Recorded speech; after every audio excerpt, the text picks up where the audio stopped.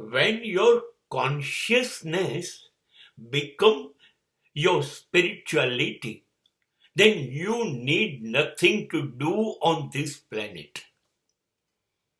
Consciousness એટલે જાગી જવું.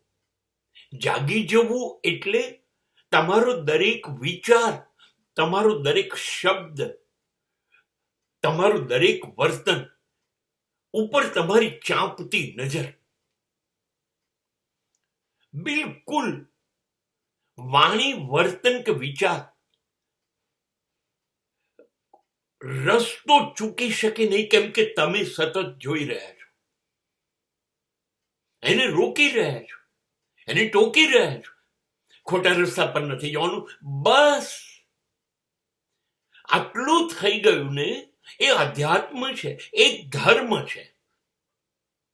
અને હું બરાબર પાવીશ તો હવે મારે નથી જરૂર મંદિરની, યાત્રાની, શાસ્ત્રની કે સંતની કે કથાઓની, કશાની જરૂર નથી. બસ એટલા માટે હું જાગી ગયો.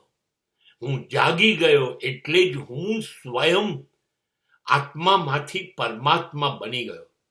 નાઉ આઈ એમ શિવોહમ.